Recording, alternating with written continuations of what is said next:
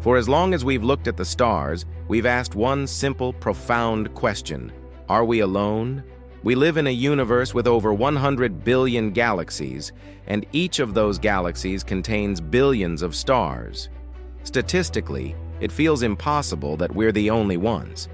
Yet despite decades of searching, we have no definitive proof of life anywhere else. So, what does that mean? Is the universe a vast, empty expanse? Or is it just very, very quiet? Before we can find life, we have to decide what we're even looking for. Life, as we know it, needs three things: liquid water, a source of energy, and the right chemical ingredients: carbon, hydrogen, oxygen, and nitrogen. But that's the key phrase: life as we know it. What if we're searching for something that doesn't even fit our definition of being alive? The possibilities are as limitless as the cosmos itself. Our search begins right here in our own cosmic neighborhood, the solar system. We're not just looking at distant stars. We're sending robots to our neighbors. Mars, the red planet, once had rivers, lakes, and maybe even an ocean. Rovers like Perseverance are digging through ancient riverbeds, searching for the fossilized remains of microbial life. If we found just one ancient microbe there, it would change everything. Then we have the icy moons. Jupiter's moon, Europa, and Saturn's moon, Enceladus, are covered in thick shells of ice, but beneath them lie massive global oceans of liquid water. We've even seen geysers on Enceladus shooting water vapor into space. These hidden oceans are some of the most exciting places to search for life. And let's not forget Titan, Saturn's largest moon. It has lakes and rivers, but they're made of liquid methane, not water. It's a truly alien world, and if life exists there, it would be life not as we know it, a completely new kind of biology. Finding even a single microbe anywhere else in our solar system would prove that life is on a fluke. It would suggest that life might be the rule, not the exception. But our solar system is just one tiny corner of the Milky Way. Since 1995, we've discovered over 5,000 exoplanets, planets orbiting other stars, and many of them are in what we call the habitable zone, that perfect distance from their star where liquid water could exist on the surface.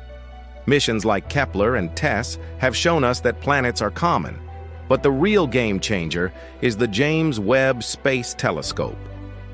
With Webb, we can do something extraordinary. We can analyze the atmospheres of these distant worlds. We're searching for biosignatures, gases like oxygen, methane, and carbon dioxide that could be telltale signs of life.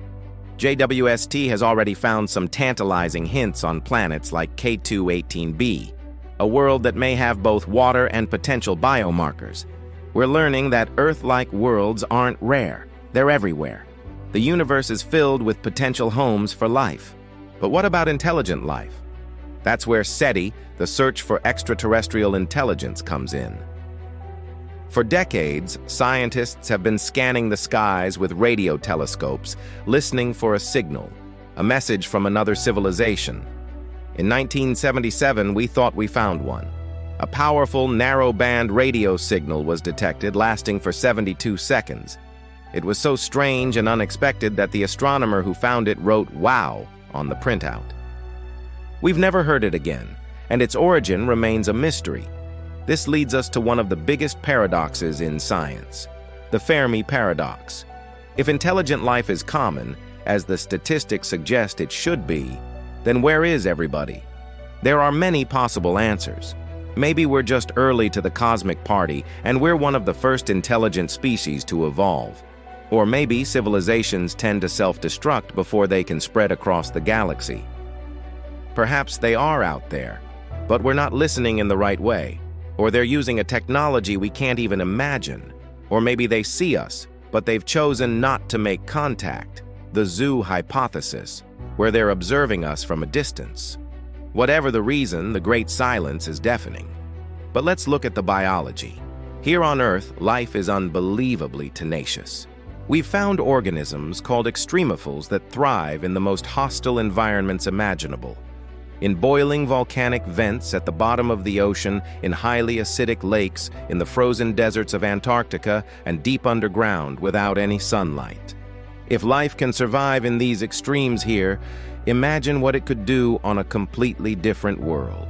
The discovery of these tough little microbes completely reshaped what scientists thought was possible for life beyond Earth.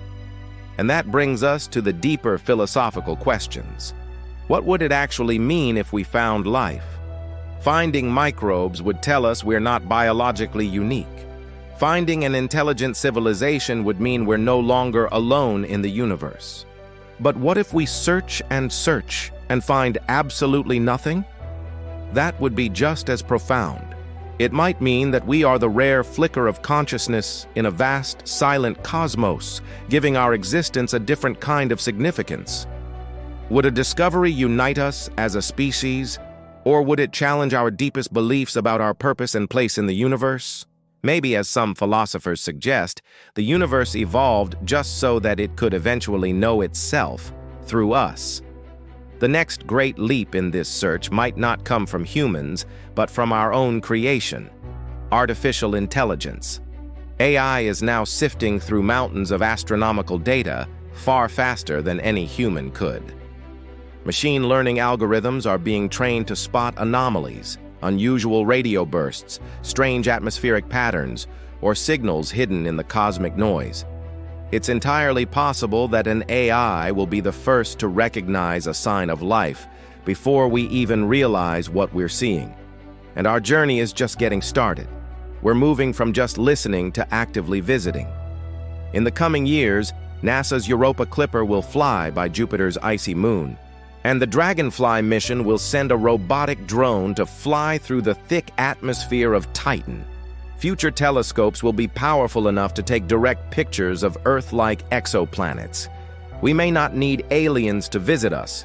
We're going out there to find them. In the end, this grand search for extraterrestrial life is also a search for ourselves.